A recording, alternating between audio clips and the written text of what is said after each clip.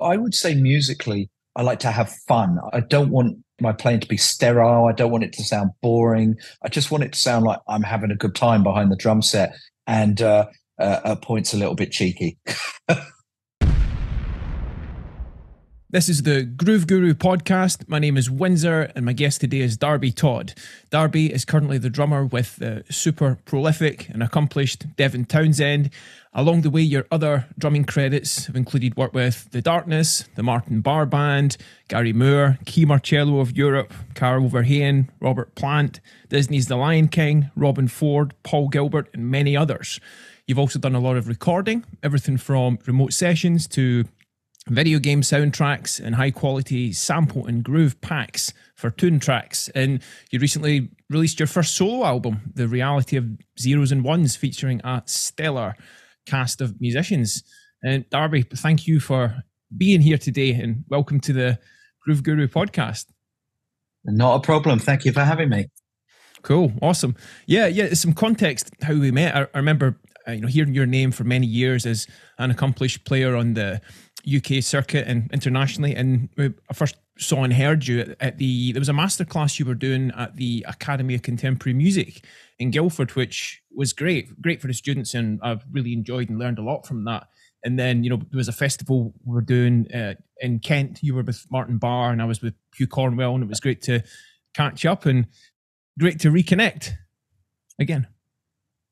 Yeah, God, that ACM thing was a long time ago, wasn't it? I think.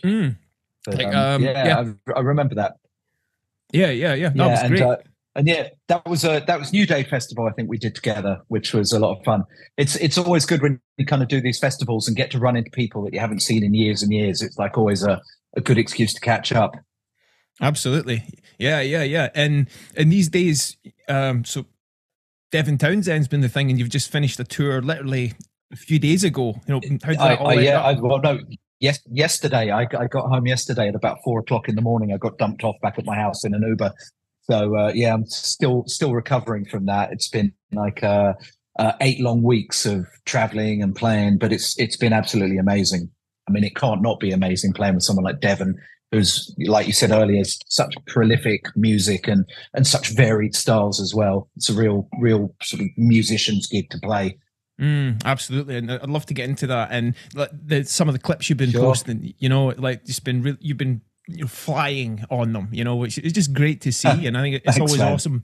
It's always awesome to see. I've really enjoyed your playing, and just generally when you see someone at the top of their game doing what they love to do and coming alive, it's like it lights something inside you that's like, wow, that's a direction that's a cool one to be going in. For sure. I think any gig that allows you to stretch out a bit is, it's good for us as drummers. I've done a lot of gigs where you just have to hold it down, play the songs, and that's great in its own way. I enjoy doing that. But when you do get that chance to kind of lash out a little bit, it just sort of feeds your inner musical element, which is always fun.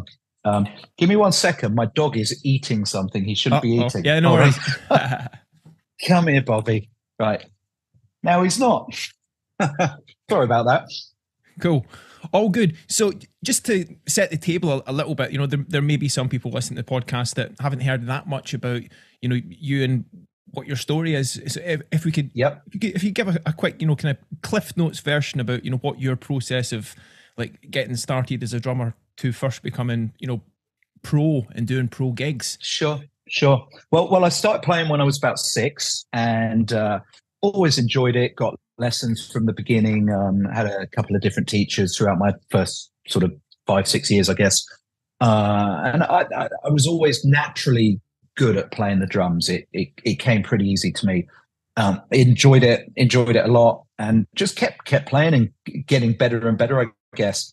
And I never really took it that seriously, or never thought that I would take it seriously until I was about 13. And it's interesting you mentioned Pete Biggin earlier, because we were both in this one of those like young drummer competitions because we're about the same age, back in the day. And it was at that point where I sort of played at that event and won, and realized that I could actually do something. Not that winning something like that really means anything. It does when you're 12 years old, but the reality is it's just I'm not really a fan of competitions of music, and because no one's, we were all great players. It panned out that way.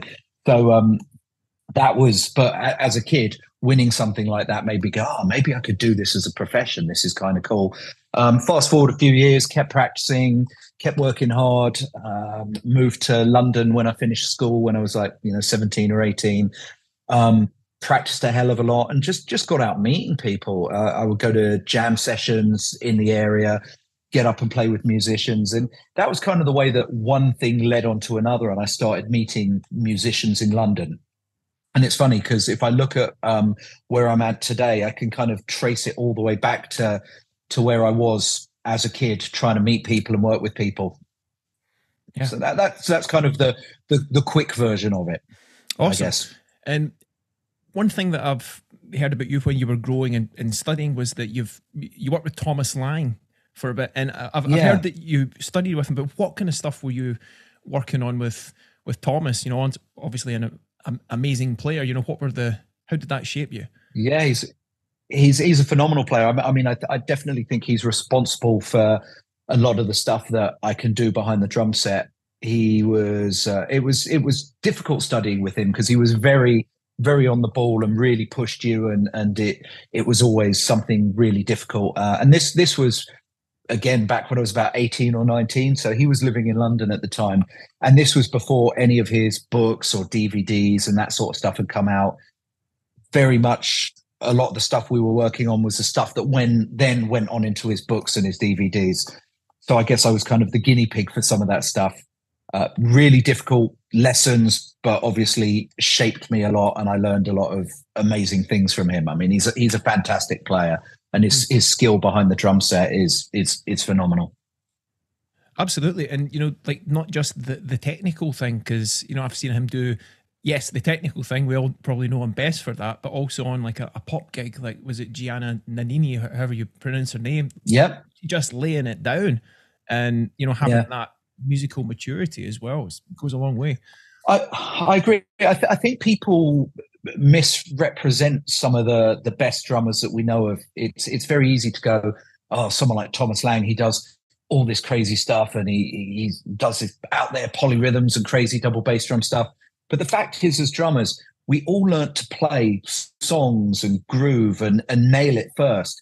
The people that choose to go and do the crazy, ridiculous stuff, it's just because they want to improve themselves more. That's what I do with myself. Of course, I can hold down a pop gig and play a simple groove and do it till the cows come home. But for me, I've wanted to push myself and be able to play some of that ridiculous stuff for myself. And if I ever get a gig where I get to play that for other people, that's fantastic. But at the end of the day, a lot of the time, those things do come out when you become a clinician and start doing that stuff.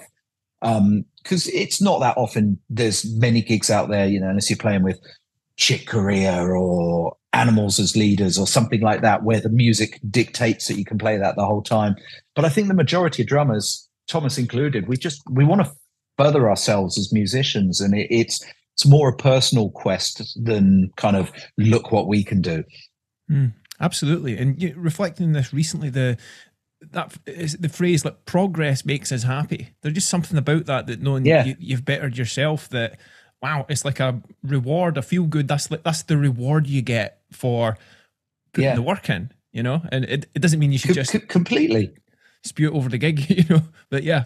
But no, of course not. And that in itself is a something that you have to learn as well. It's just because you have the facility doesn't mean you have to dump it out there. And I was guilty of that as a young player. I could play all these crazy things. So therefore I felt, I'm going to chuck this into this song and I'm going to do this. And as you grow up, you learn that's not the way to do it. But the facility of being able to do things for me makes me happy. And I've been home for a day from this tour. Come Monday, I'm going to go back into my studio, and I've actually got time to practice now. And I'm going to continue to work on stupid stuff just to make myself happy. And what stupid stuff are you working on? Do you have any idea at the moment? I'll work it out when I get there. I just need to play for a couple of days and kind of see where where I feel like I'm heading, but I definitely want to work on some of my bass drum patterns and get that working. And yeah, maybe it's polyrhythm week. We'll see. I have a habit when I'm at home of finding a drummer that I'm into for the month, and then really studying them massively and trying to steal as much from them as possible. So for, I guess, actually not the month, the last 6 months, I've absolutely been thrashing anything Vinnie Colaiuta's done. He to me is just what he's. I love his playing. I think he's fantastic. Same. I've got goosebumps you saying that. You know, he's always been probably the guy, the number one guy that has fascinated me the most.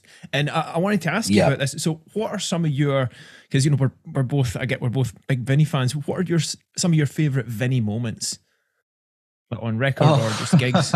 I know there's loads. All of them. Yeah. All of them. Apart from the obvious. But so when his solo album came out in the early 90s, that for me was life-changing. That was just phenomenal playing. Recently, the last couple of Randy Waldman records he's done, the playing on those is absolutely crazy. There's a piano player called, I think it's Bill Cunliffe, that he recently did in the last year, and there's some videos of him, this piano player, and John Patitucci in the studio, and that's more out-and-out jazz. And damn, his playing is so good. His playing is just so good. And from what I understand, a lot of the stuff you see him do, he'll go in the recording studio and it's like 1 or 2 takes and that's him done. He's that good. And obviously all the stuff he did with Sting, that just goes to show that, in fact, that's a great example of someone that's absolutely nailing the songs and subtly putting in some really complicated stuff that will blow people's mind, but you almost don't realize at the time that it's that far out because it's executed in such a great way. Absolutely. Yeah. And just reflecting one of the ones that I was having this chat recently, like, yeah, he's got that amazing ability to pretty much do it all. And there's a friend of mine as a guitar player called Nick Meyer, who Vinnie played on his solo record, and going up to the record, you know, Vinnie just, you know, he didn't have any preconceived notions for it. He just turned up as what he would call like a blank slate. And, you know, it speaks to the depth of his ability to, you know, turn up to gigs, sessions, and then just know that he's got what it takes just to completely make it work. Completely, he can just look at a chart of notes and play the song straight like that and nail it. He's a absolutely phenomenal musician, and I'd say he's definitely right now my biggest influence. Awesome. And the funny thing is, I didn't really pay that much attention to him till like the last few years. All those years that I kind of ignored him. I mean, growing up, my favorite players were Weckl, Dennis Chambers, Greg Bissonette, and Simon Phillips. So I think a large part of how I sound is due to those 4 drummers. But definitely later on, Vinnie is just, I'm trying to steal as much stuff off him as possible, and I'll never get to the end. He's too good. Yeah, absolutely. A fountain of inspiration for all drummers who want to go there. And talking about inspiration, another question. So who inspires you? Because obviously when we talk about working as a freelance drummer and musician, you know, the playing is almost, as I've heard you say, it's like a prerequisite. You know, we get that you can play completely. You know, when it comes to that, about being the best person and the best hang you can be, you know, who inspires you most as a person these days? I know we're kind of going off. An interesting question. I'm just curious. Yeah, no, that's fine. I've never really thought about that. I think I don't necessarily get inspired as a human being, as a person. I think I've learned that you just have to be fairly normal and nice. So just normality inspires me to kind of, God, that's a really stupid answer. That's a difficult question. I've never thought about that. I just try and be as cool with people as I can, and it's very important to understand your surroundings as a musician and understand who you're working with, and be not be yourself, but you've got to make the people around you comfortable. So if you're in a band where people want to have a bit of fun and have a bit of joke, you can be that slightly zany person, but if you're in a situation which is a bit more serious, you have to be able to adapt to your surroundings. So that's all I've ever tried to do, rather than be inspired by a particular person or a way to be.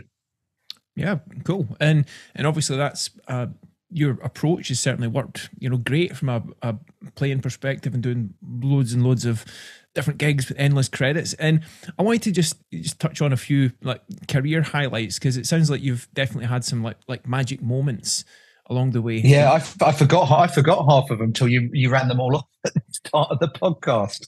Right. Wow. I'm always trying to think, like, what is it cool I've done? I always forget. Well, you'll be glad to know. I think there's a lot. But one of the ones that really surfaced as a dream come true one was that the Huey Lewis playing The Power of Love with him, because that must be special. Yeah, that was really cool. It was that was really cool. I'm lucky. Some of the people I play with occasionally, I just get called to back some very cool artists, and one of them was playing The Power of Love with Huey Lewis. And I remember when we did that, we also had Dom Felder on guitar from the Eagles. I think we had Bill Murray, the actor, on backing vocals. We had a few other people in the band, and yeah, it was just an amazing experience. Huey Lewis was the first concert I ever saw as a kid at Hammersmith Odeon. So to be able to suddenly play one of the most iconic pop songs, I think, with the guy was very cool. Yeah. That's definitely my highlight. I got to play with Robert Plant as well. We got to play, a lot of Led Zeppelin hits. But for me, as great as that was, there's something about playing The Power of Love, which is just funny and great. Awesome. Talk about a full circle moment. And Bill Murray in the band. Yeah, I know. He was a very interesting character. Nice guy. But yeah, he's kind of out there in a good way. Awesome. And speaking of actors, I seem to recall you did a bit of playing with Morgan Freeman at one point. No, didn't play with Morgan Freeman. I got to hang out with Morgan Freeman. I was working in a band with a bunch of old musicians, a guy, Papa George, I play with a lot, Bobby Tench, who used to sing with Jeff Beck, people like that. And there was a big charity thing for Childline, the kids' charity, where we went to America and we were playing shows there. And he was like the patron of the whole thing. So we were, playing he was part of the event. So no, wasn't playing with him, but got to hang out with him, which was pretty cool. Awesome. And yeah, that the thing that sticks out about Morgan Freeman is, his characters that he plays, a lot of them are, they're very philosophical. And I was wondering, is there any like Morgan Freeman wisdom that is kind of stuck with you since hanging out with him, if anything? No. All right, cool. No, moving on then. But I may as well be honest. No, we hung out and talked, but we weren't having sort of life affirming conversations or anything. No worries. But I mean, but from my own point of view, I just think we're all trying to play our instrument, and I think the biggest philosophy I've got on all of that is just to, if you want to become good at what you're doing, work as hard as you can and find as much time as you can to work on your instrument and improve. It's like anything. If you go to university to become a doctor, you have to put X amount of hours in a day. Why not do that with your instrument? Of course, there's people that don't want to become the next Dave Wecker and they just want to enjoy playing songs, and that's perfectly cool, and I'm completely down with that. But if you do want to become as good as you can be, you've got to put the hours in. So that's really my philosophy for that. Awesome. I've dug myself out of that hole for that question. That was admirable.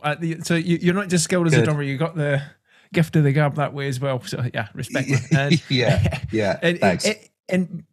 So I'd love to get into some of your stuff with Devin, and before that, any other cool career highlights that you wanted to give a shout out to that are ones that you're really glad that you've done. I'm grateful for. I mean, to be honest, I'm grateful for the majority of things I've done. I think if we all work hard at our instrument, and we're all trying to make a living at our instrument. And I think if you can pay your way playing the instrument that you've spent years working on, I think that's it right there. It doesn't matter whether you're a teacher, whether you're playing a West End show, whether you're in a covers band, whether you're playing on a stage in front of 20,000 people. It's all valid. I mean, I'm very fortunate.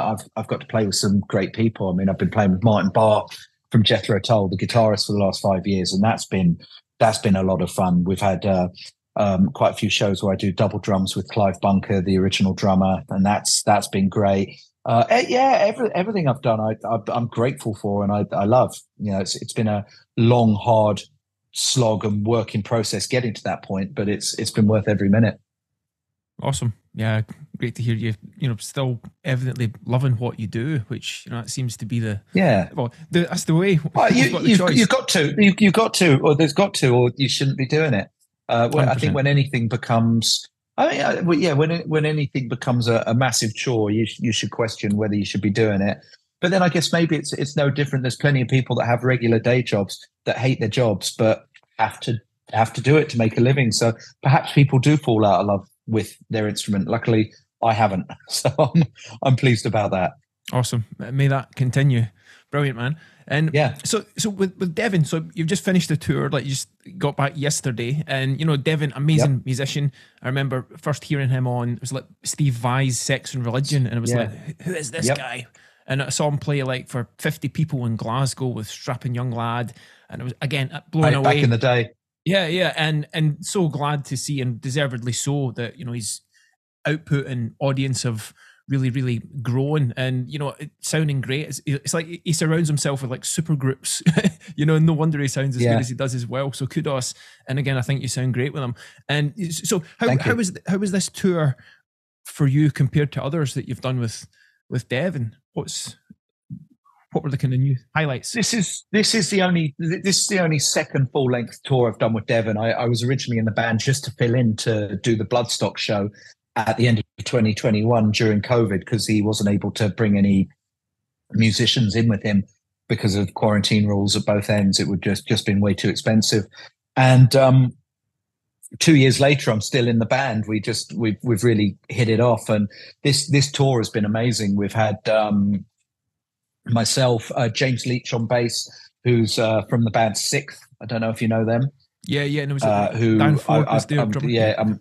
Yeah, that's correct. I'm a huge fan of Sixth. I just think they're an amazing band that really spearheaded them, along with Meshuggah, that kind of math metal kind of thing. And then we've also got Mike Keneally on guitar, who is an absolute legend. I mean, he was in Frank Zappa's band for several years. He's been with Steve Vai. He's been with Joe Satriani.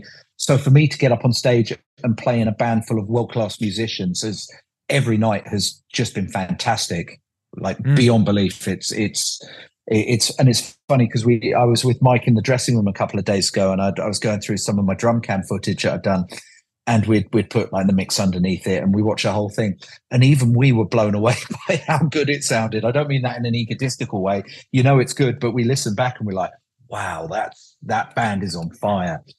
Yeah, so absolutely. that's been the whole tour has been great. Of course, you know, you get tired on a tour having to. I'm going to charge my left ear pod up because it's run out. Can you still hear me? Yep, crystal clear. Okay, great. I'll just charge that one up for a few minutes. What was I saying? Yeah, it's just obviously it gets tiring being on tour and being stuck on a tour bus and traveling all over Europe. But musically, it's made everything worthwhile. It's such an amazing band and such a great group of people as well. Band and crew, everyone just gets on amazingly well. So it's been great.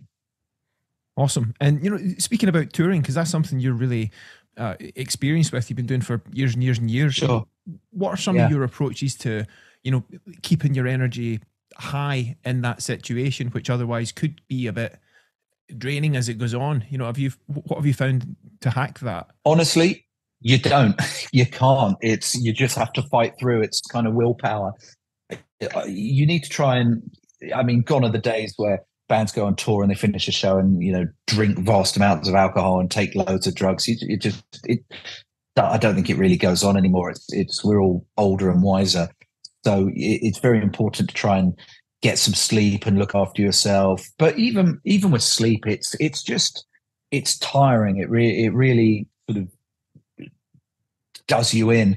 But come the end of the day, it's all about that 90 minutes you're on stage, and somehow you can be even unwell before a show and feeling crap, and we still somehow pull it together for that 90 minutes and then just go off on stage and get in our bunks and die.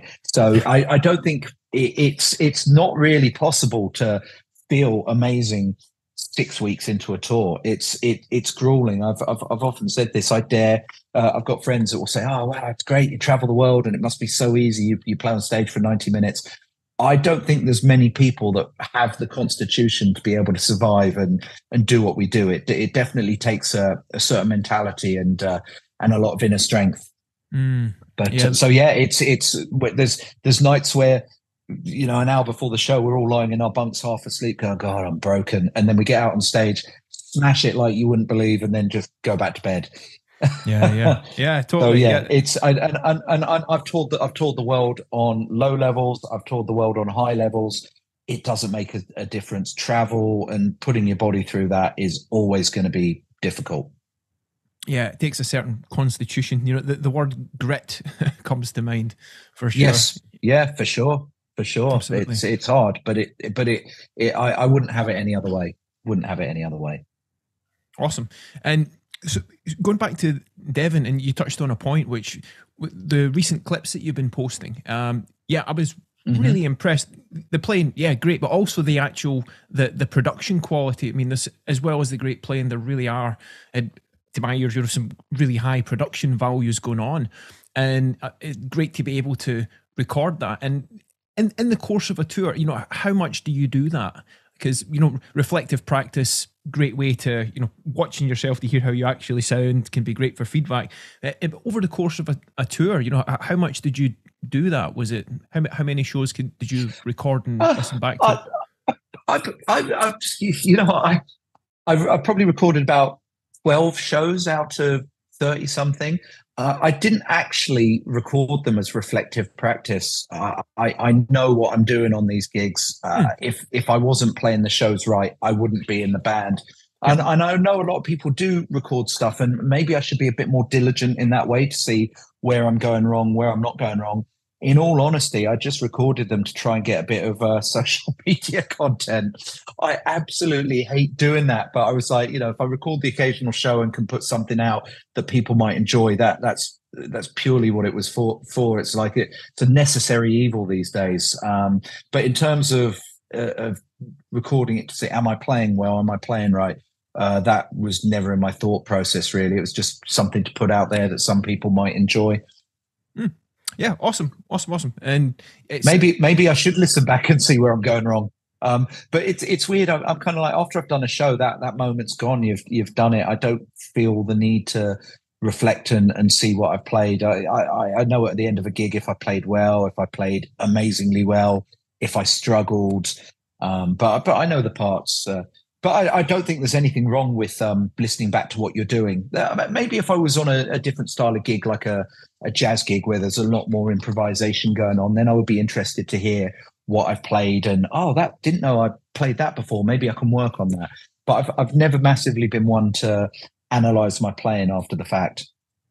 Sure, cool. And you were talking about like really knowing your parts, and that was something I was curious about. Like on that Devin gig, you know, how much of your input is like premeditated and like strict set parts versus spontaneous? You know, what's the balance like on that one? There's a lot of me in the gig. There's more of me in the gig today than there was a year ago on their first tour. I mean, my primary goal is that any artist you play with, they have to feel comfortable. So if a new person's come into the fray, it shouldn't feel like an upheaval to them, like, oh my God, where's this gone? This doesn't sound like what I'm used to. So when I was learning the show, I'm pretty good at working out what needs to be there. What are the focal points? Which hits, which exact drum fills need to be there because they're part of the song. So nail them. And then slowly, as I knew Devin was happy, I'd kind of go, I think that could change a bit, or there's room for me to do this. So more of myself has evolved in the gig as time has gone on. But ultimately, when I first took it on, I paid a lot of attention to what the last drummer did and what's on the records. I made sure that Devin was comfortable and what needed to be there was there. Yeah, great. Yeah. Now I get away with murder in a couple of spots. Yeah. And you know, I have some fun. But interestingly, there's only once on the last tour, Dev said, "Oh, you know what? That section in this song, it's getting a little bit too busy. Can we just dial it back?" He's only ever asked me once to kind of dial it back, and that was it. And that's fine. And in terms of when I say pushing my luck, I'm not trying to say right now I can put a drum solo over everything. But you know, there's certain spaces where maybe you hear a different drum fill, or you know, like the song we play on the current tour, Heartbreaker. There's a lot of room for craziness because there's craziness on the album, and there it works. So I pick and choose my moments really, but ultimately I've got to make the artist feel happy and comfortable and not like they've just moved house and everything's in the wrong place. Yeah, perfect. And you really, that was something I was going to ask you. It was that about how to find your own voice, or how to be Darby in the face of all the different situations that you're in. And I think you just addressed that really clearly. So nice one. Oh, good. Thanks. Well, I mean, the thing is, I do what I do, and I do have a certain sound. And if I'm playing crazy stuff, people know what I do. If I'm holding it down, people know what I do. And I think at the end of the day, you know, there's a lot of musicians out there that love what I do, and there's probably quite a few that don't agree with how I play, and I'm not for them. So I think you get hired by the people that like what you do in the first place. So I'm hired for my sound and my voice and what I do. I can still give someone exactly what they want, but I think the reason someone will come to you in the first place is because they go, "Oh, I dig what that guy's doing. Let's give him a call and see if it works." To continue watching the rest of this Groove Guru podcast episode for free, visit windsordrums.com/podcast or click the link in the description below.